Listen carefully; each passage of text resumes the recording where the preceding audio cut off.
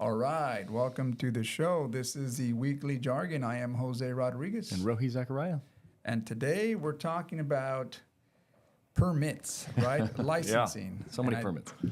I think we see this quite often, not only in the city of Madera, but we see it anywhere that we travel. You'll have people selling goods or some type of service for any special days, maybe fruit and what have you. But today, I think the topic is, do you need a license to operate within city limits, whether it's in Madera and or any other city? I'm sure they have their own ordinances and their own permits.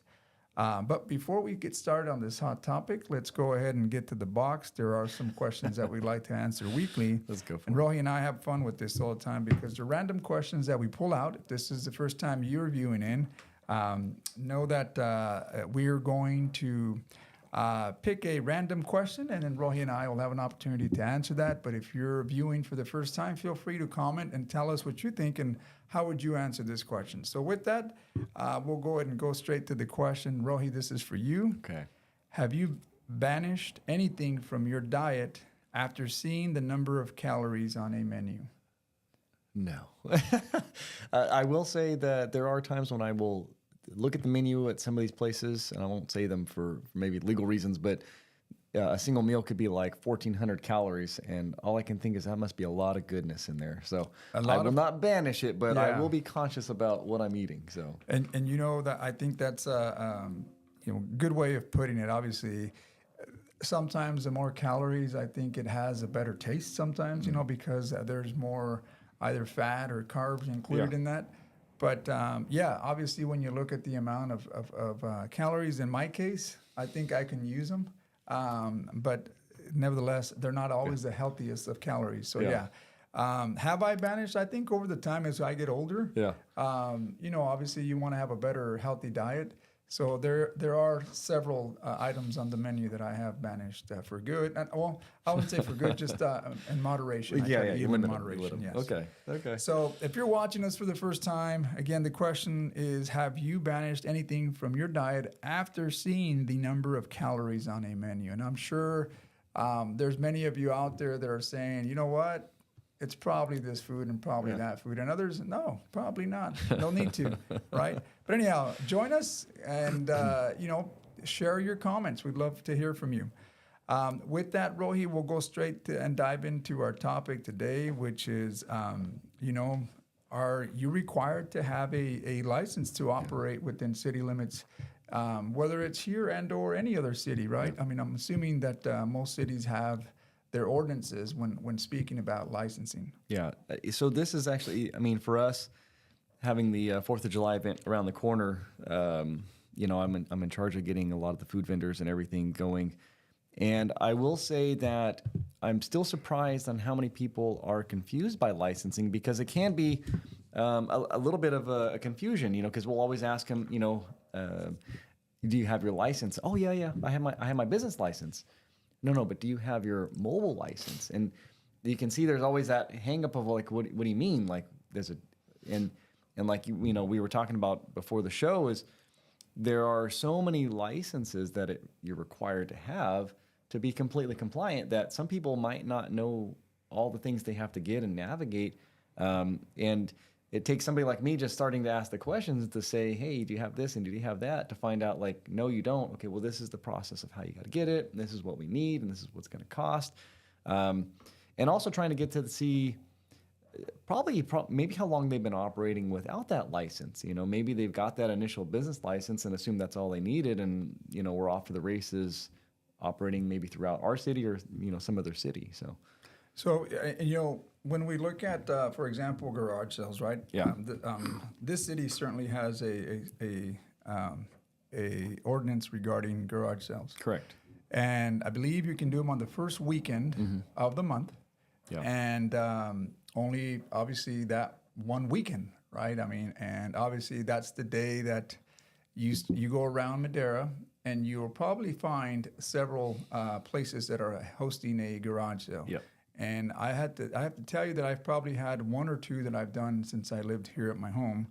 And it's funny, but people do drive around looking to see if they find something of interest. You know, they yeah. say somebody's trash can be somebody else's treasure, right? Correct, And yeah. some of the stuff that you find at garage sales is it's very useful to someone else, right? You may not have any need for it at the time, but nevertheless you use it.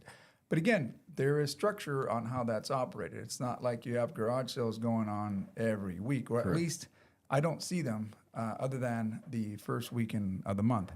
Now, I would think that this would be a similar approach that folks do when they pop up in sidewalks and or corners.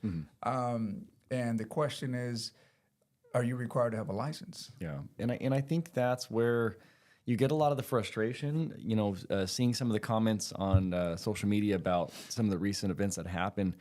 You know, you have the great divide of people that are saying, "Look, this person is just trying to make a buck. You know, let them be. They're not hurting anyone."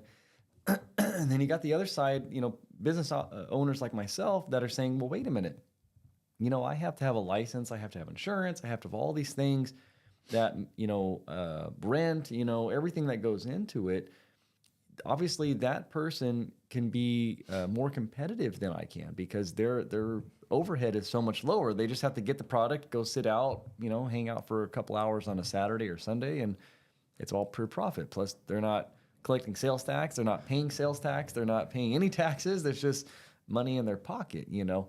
So, you know, when you look at it that way, there can be some of that frustration, but when you look at what those licensing, what it's there to do, especially when you bridge into the food market, it's more about safety than anything else because you know those licensing, that whole process is to mostly ensure that you're safe when you go to eat that food, that it's being handled safely, it's being prepared safely, you know, it's being kept at the right temperatures.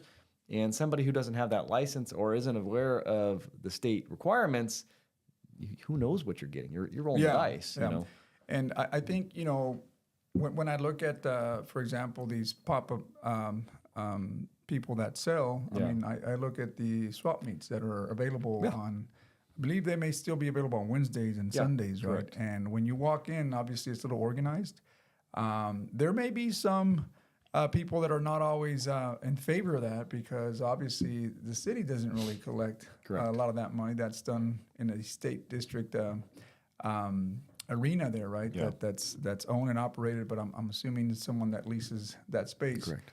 But anyhow, people come from different places. I'm assuming that they're not all from Madera. They come and set up their shop there to sell whatever products and or goods they have, right? And people come in here organized. You know, they have their parking structures, they have their entry fee, and you go in and you shop for whether it's produce or whatever other a knick-knack you want, you should find, whether it's clothing, produce, you know, just stuff that you would find at a garage sale. Yeah.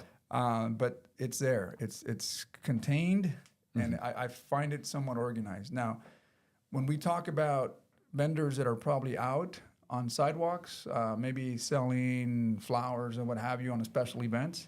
Now, are some of them from this area, or they see that there's a demand that, hey, it's this specific holiday coming through, be it Mother's Day, you know, I don't know. I mean, a special occasion, so, you know, a Mother's Day or whatever requires flowers, right? Obviously, Valentine's Day, for example, right? These are your biggest, where you see a lot of these vendors on all sides. Some may be people at their own home making these arrangements and selling them.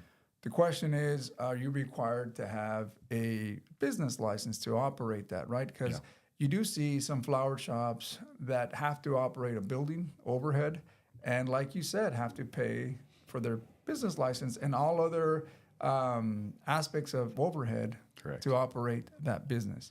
And you may have someone from out of town that says, hey, this is a great spot for me. I make good money here. This is a good corner to have. They take on that and they generate, let's say, close to $1,000.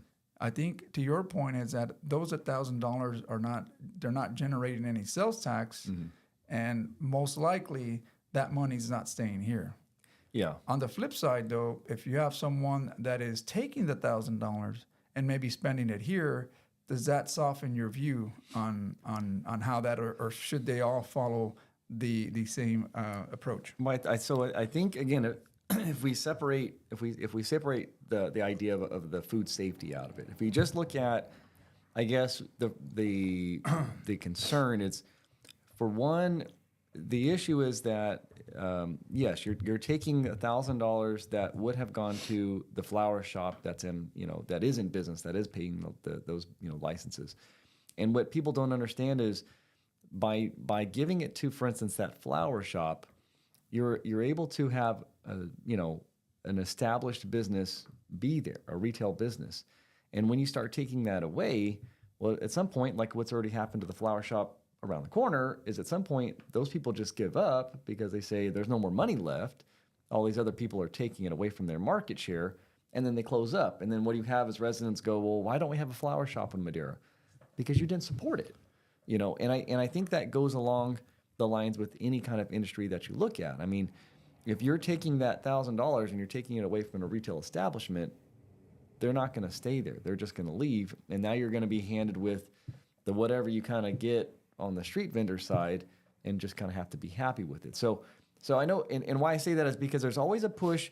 People want the best, right? They want these big chains or like these big names to come in because they bring in a certain level of quality, variety, right? Like you go into that an established flower shop, you have the range of flowers, right?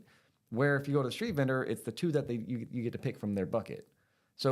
But you have to support that, and then the other side of it is, yes, that it's not only just the sales tax, because again, it is a small number, right? They're collecting that 8% that's on the sales tax, but they're also paying their income tax. They're paying all these other taxes that go into that pot of what we're all paying into. So I think that's where the frustration is, and I think what happens is it's people that look at it as a one-off, meaning that like over the weekend it was, it's somebody trying to fundraise because they want to go on a school trip or something. So they do it the one time, and then somebody gets the light bulb and says, hey, we can make that into a business. We made $1,000 in a weekend. Let's do this next weekend. Let's do this next weekend. All of a sudden, you bridge into the gap of now you're a business. You didn't operate one time. You were a business. And when you cross that line, and this is what you have to now do. And I think that's where some of the people, again, lose, where they're at is because you're now a business. You have to establish yourself. And like any business, I think, especially more so in the food or restaurant business, the saying is that most of businesses within the first 2 years fail, Correct, especially if they're in the food or so. I guess my train of thought is, here you are having to invest all this money to find out if, in fact, you have a knack for it, right? And you decide to invest, let's just say $20,000, right? You bought this little cart and you went through the permitting process. You went through all this. You found the corner that you were going to operate. You're leasing it from the owner. Yeah. Come to find out that it was just it was a bust. Yeah. Right. So there's 20,000 down the drain. Yeah. But to your point, I think when people see, wow, I got a big response over this one-off that I did. I wonder if this could be a business. This gives them an opportunity to see, hey, there may be an opportunity for me to establish something. Yeah. And in many cases, you see, some really successful stories that come out of that. But essentially, I think we want to see that you also follow certain processes like everyone else does, right? And I think to your point, when you're driving down a certain street, you see it very busy with a lot of these pop-up. And sometimes it may not have that appeal that people want to see, especially surrounding their neighborhood, right? They want to see that it's done in a fashion that's organized and that you're abiding by the permitting process, right? Correct, and I don't disagree. I think the fact that we both sit on a council of government, we want to make sure that, we're abiding. We're structured by laws, and we want to make sure we do that. I'm sensitive to also the folks that want to make a living, and this is the only way they can make a living. No. But again, I think there's a process for that as well. If you're going to do that one-off and you see that there is potential, then get out there and make something of it. I'm sure if you have those that motivation, and you see that you have that following, then people will follow you Yeah. because you have something that others don't. You're providing a service and or a product that nobody does. Now, I will tell you that I'm a big fan of taco trucks. You know, I've been, Yeah. but good as stuff. of late, I've also I go to some of these carnicerias that are here locally, right? Whether it be Trujillo's or Taqueria Mexico, they have some really good establishments. And when I go in there and order, I mean, the price, obviously for what I'm paying there in comparison to what I'm paying out and about. Yeah. I mean, sometimes I think, Jiminy Christmas, you're charging me this much. You don't even have an establishment, but you're charging me this much for a burrito. Yeah. Man, it makes no sense that you have no overhead, but yet you can get away with charging this much for tacos. Whereas I can go sit down somewhere and I pay 50 cents less for a taco. Yeah. So that does bother me. Yeah. That you're out there really trying to gouge on the fact that you're selling and look, again, maybe there's a market for you, but for me it's more of a, man, I understand we have to meet certain needs, obviously make ends meet at the end of the month, but I just find that hard that you have really no overhead, but yet you can charge more than these establishments that have to pay not only a lease, utilities, and I'm sure there's a cost associated with running and operating your mobile stuff, but nevertheless, I find it very hard for me to go in there. And again, that's my opinion. Yeah. It's not something that I whine about often, but I choose to take my dollars where I feel I'm getting better service. And at the same time, I can sit down, enjoy a taco, and not complain about the price. Yeah. For us, I mean, being with the security side, the one I would say that frustrates me the most is the free cell phone booths, And again, it's mostly because this is a company they're working for. So, I mean, here's a business, but the individual who's operating it is required to have a business license, which they don't get. But the most part is that they literally prop themselves in the middle of the sidewalk. So it's not even there's a courtesy of like, I'm going to be, in the grass, or I'm going to be off the paveway. It's like, no, I'm going to block your mode of transportation, which is against the law, by the way. But I'm just going to plop myself here. I'm going to take it over, and I'm going to just operate, And that's where I get the bug. Is like, look, obviously it's a business. You're here every day. You want it, but don't block the sidewalk. You spend a couple bucks to get a business license. You're obviously making money because you wouldn't be just sitting here every day making $0. So that's the part where, like you said, it's not that we've tested it and we don't know if we're going to make money. It's like, no, you're going to make money.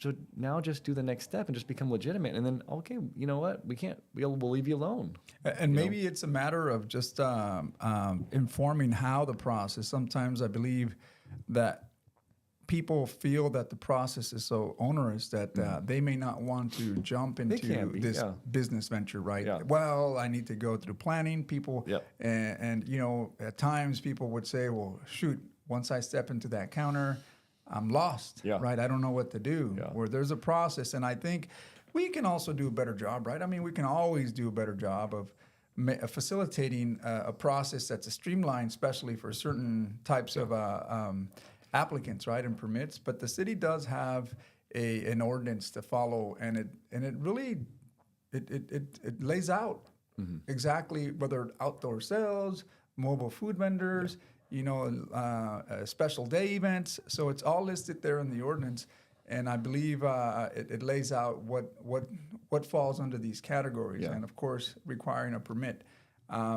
In many cases, I do see that you also see the fruit stands, right? And you see a lot of them in parking lots. And don't know if these parking lots are private, where the owner of for example, it could be Walmart, it could be Lowe's, it could be Home Depot, people selling fruit and what have you. But is that a city requirement, or is that on the property owner's requirement to regulate that? That was a big thing last fair. I remember, because when you're coming out of fair about 10 o'clock, they had all these vendors with the little pop-up fajita stands, And it's like you look at it and you go like, this is not just some dude. Like, this is an organized thing, because they got like 3-4 of them all over the place, all the same stand, all cooking the same stuff.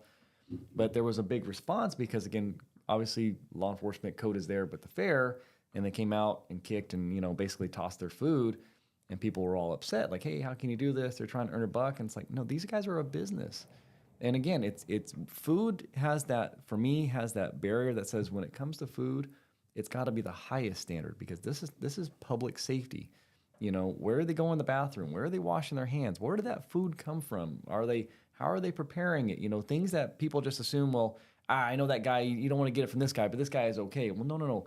That guy shouldn't be operating then if it's, you know, you got sick from it last week from eating from him. So that's where, when it comes to food, you know, I got to have that hard line that says, no, you got to have that permit. You got to know what you're doing. And like you said, is it difficult? I know when I did my first year with 4th of July and had to go through environmental health and getting everybody's applications and making sure they were filled out right. And it can be daunting, you know, like there's all these boxes to fill out, and, you know, where's your washing stations and your sanitary things, and how, you know, all these things you got to plan for as a food vendor. And I'm sitting there going like, man, how do these guys do it? You know, but you just, like you said, is you apply, and then the people behind the desk are nice. They'll work with you, and they'll say, hey, okay, do you have this? If not, okay, this is what you need to get, and this is what you have to have.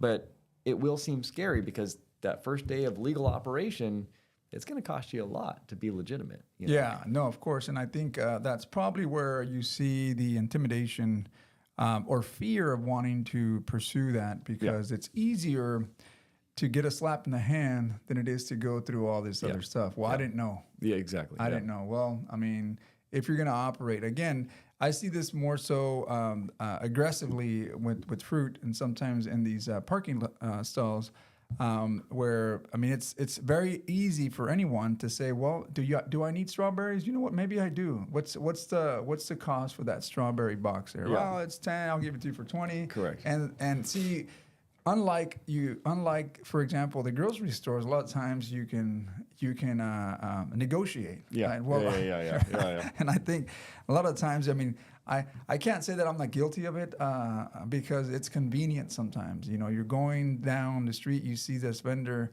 and you see, well, cherries are back in season. Man, I haven't seen cherries for almost a whole year. Yeah. Right? Here's a basket for $10 now. There's a stand that says cherries, and here's a cell. And wow, by the time you look at the price of that basket, you're thinking twice whether or not you want to buy those cherries or not. And I'm telling you, you're getting a small little cup of cherries for a price of like $8. But they get you, because as you're driving down, they say cherries, and they say $1, right? $1 a basket. Yeah. Here's the true story. And as I pull up, their basket is this little small thing, and I go, well, how many cherries are? Then that's fall. I mean, I almost wanted to say that's. Well, yeah. On the way, if on your way to Gilroy and stuff, you'll see that with the avocados. I remember you'll see 10 for $1, 8 for $1, and then but then we went and looked at some of the reviews of the stands, and it says it's a scam. You have to spend $100, and then there's I mean, and it's no different than the folks on the internet trying to get you with these ads, right? These flashy ads that say, "Hey, buy one get one free," or "Get this down." But the small print down here says, and I don't think it's any different. But you know, I don't like being fooled in that way. But at the same time, it's just another way of advertising and promoting their products. Correct. But getting back to again, I think the essence of you know, going through the process of getting the license could be a detriment to some. Again, you know, maybe there's a barrier in language, there's a barrier in information, the fear of, you know, if I go through this process, I have to give up a lot of documentation that I may not want to forfeit at the time. I'm concerned.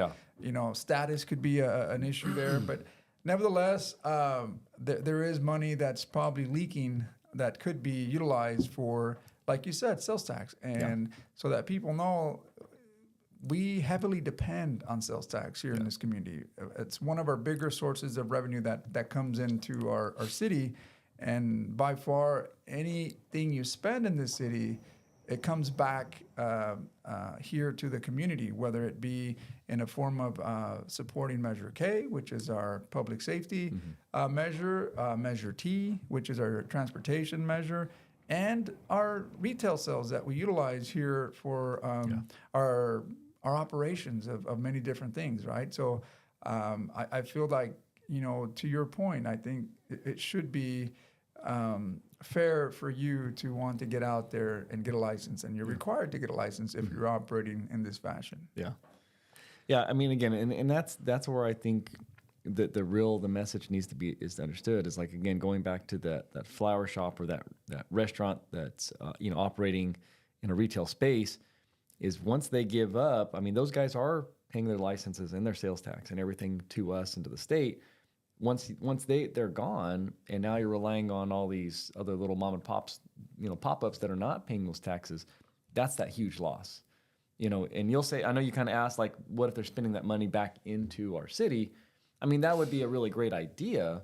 But again, knowing now what I do as far as like, once it hits Amazon, for instance, and the city doesn't get any of that sales tax, then no, it's a complete sinkhole. I mean, the money's gone. So. Yeah, and I know over the past years, you start seeing this become more of, it became a big news on social media, and not only in the city here. I mean, it hasn't been here in the city of Madera as it has been in bigger cities such as Los Angeles and other cities around the world. I mean, around the country, where these vendors come up, and you have, whether it's code enforcement or some citizen coming up and saying you can't operate. Sure. And all of a sudden it spikes up to a big, people are showing up at these council meetings around, hey, you're not very supportive. But I think at the end of the day, it's more of a educational process to get right, so that I think people don't feel like you're one step above them, right? You're not trying to cheat in a way. I think people don't like when you cut in line, right? I mean, it's no different, right? You're in this line waiting, and all of a sudden you get somebody that just jumps in front of you and says, hey, well, I know that I have a shortcut, but you're having to wait, and you're saying, well, I had to wait. So why in the hell are you going through this process, right? And I think that's the feeling that a lot of folks get when they see this. And others may say, well, it's convenience for me. Yeah. I don't want to have to go to the store waiting these lines and all that. I can just park on the side there, pick up my bouquet of flowers or pick up my fruit and be done with it. Yeah. Here's $20. There's no taxes involved. Boom, boom, boom. Transaction done. But I would agree with that. But if you were somehow encouraging maybe like that flower shop that is in business with a license to say, like if they knew that it was acceptable to operate on that corner, then maybe that's a different venue to say, like, hey, yeah, like you're saying, if it's solely convenience, then say you don't have the license, you can't operate here, but this flower shop can because they have the right permitting. Maybe there's a reservation, but give that process to the people that have everything in place, and that's always been kind of, I wouldn't say the gripe, but that's always been the concern with like the swap meet, like you started with earlier, is the swap meet in I think in a grand scheme always looks like a glorified yard sale, right? It's like just people selling used and random stuff around the, whatever. But a lot of those vendors in there are businesses. They are legit businesses. They're selling new stuff. It's packaged, but yet they don't have a business license because they're operating under this realm of it's just a flea market. It's just whatever. It's just a swap meet. So that's where like if I'm a business and I happen to sell that product, I'm gonna go like, wait a minute. They're selling the exact same thing, brand new in the package. Where's their license? Here's something to throw at you, Rohi, and see how this kind of spins. But you look at like how competitive everything that's being out there, right? You have these chain stores that are taking over quite a bit. When Walmart came in here, obviously it had to close down, maybe certain mom and pops. Sure. There's the specialty stores that were selling something that they had a niche. They had the edge over it because they were getting their wholesale product from maybe in Asia. Yeah. When Walmart came in, well, they said, well, I can do better. I'm going to take over all this area, and I'm going to sell it at a discount that really there's no competition. Yeah. So you see that also with chain stores and food, right? I mean, it seems like you see all these fast food places that are popping up left and right. It's a convenience deal to go in there. They know how to do it pretty fast. But if you were selling burgers outside at some point, maybe 20 years ago, well, there's not convenience to wait for you. And the fact that you make them with this charcoal or you may make them a certain way, I mean, I can get that same feeling, taste, or artificial taste that they add on these other burgers and the other joints. Yeah. So it really starts leaving folks with, well, what do I have that I can offer people that still hasn't been, um, uh, you know, engulfed by like a lot of these chains Yeah. stores and you know, I mean, like these whole like retail department stores, right? And typically you're going to see that in small little knickknacks and you're going to see it in food. Yeah. And then you start seeing these things pop up because the Dollar Tree just beat out that person that was selling things for $1, General Dollar, all these other stores Yeah. that are doing, I mean, they're taking over these specific small business things that you could sell. So what's left? Well, but I think treats, candy. You know, you have Yeah. your ice cream vendor. Even that, I'll just throw something Yeah. at you here. I went to this ice cream shop the other day. Forgive me for saying I haven't been there for a while, but I craved an ice cream, and I love the butter pecan. By the way, if you're looking, if you want to give me a treat, butter pecan is okay. always a great. But I paid $5, Rohi, for a scoop of ice cream that was probably like this. Yeah. I mean, granted that I probably haven't visited there for some time. I enjoy good ice cream. Yeah. But man, it's a lot of money. I don't know. Maybe it's me. Maybe I've just lost track of how inflation has really Yeah. hit us here. But I didn't think that a scoop of ice cream, not a double, just a scoop of ice cream would be for $5. But it's, for me, I think the argument it goes back to reminding me of like the Amazon and the eBay effect, which was, you know, I don't remember when they switched, if it was 10, 15 years ago, but you know, the appeal of eBay was you were buying from out of state, you didn't have to pay the tax on it.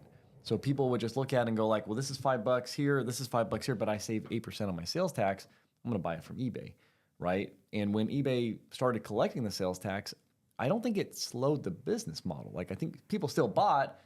It was just, it came down to now, again, it was still that competitive market. As I can see 100 different people, and over here is $10 and over here is $5. Okay, I'm going to buy it from the cheapest place because it's the same product. Then you jump into the Amazon effect, which is Amazon took the same thing, except their whole thing was about service. It all came about, you get it tomorrow, you get it in 2 days, and it's free shipping. And most people were pouty because, I mean, if I was operating a retail like website, right, and I'm selling this coffee cup, well, I'm having to pay shipping, and you know, so even if Amazon and us are both selling it for $5, maybe $3 in shipping, and Amazon's free, and you have it in 2 days. The difference is that people woke up to that, and they said, look, it just means I don't have to do it myself anymore. I send my product to Amazon, make a little bit less, but Amazon handles the rest, and they get 2-day shipping, and they get everything. And so it is a consolidation. It is kind of like understanding that you can't just keep operating the same way you have been for the last whatever decade or whatever you've been running that website, but it doesn't mean you can't make money. And I think that's when it comes to this business license effect is, yes, you will make a little less by being legitimate, but the thing is that if you stand now with those that are saying, hey, everybody should have a license, and we start weeding out all these people that don't, your business is now going to flourish because you're going to have, again, a limited, I mean, that's what licensing does, is it limits the amount of people in the pool willing to operate. But doesn't that cause a monopoly? For example, you mentioned eBay. eBay was very competitive in that you could sell and you can bid to the highest, and you can put it to the highest bidder.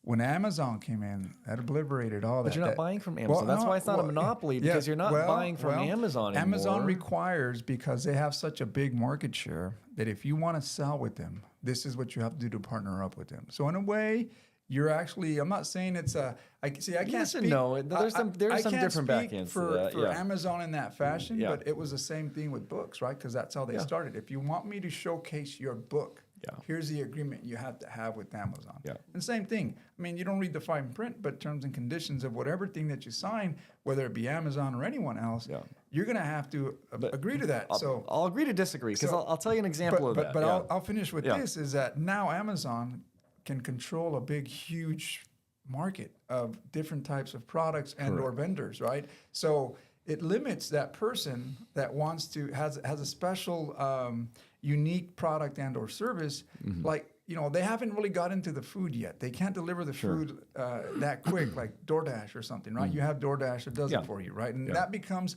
again, convenience. People want convenience.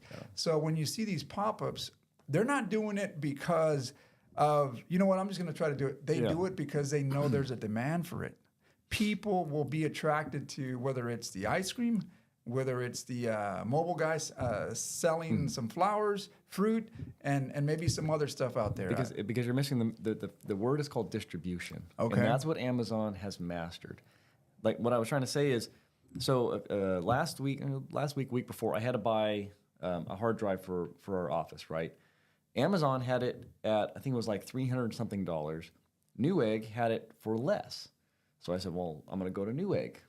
Free shipping, free everything. So same product. So Newegg was still cheaper. Guess who delivered it? Amazon.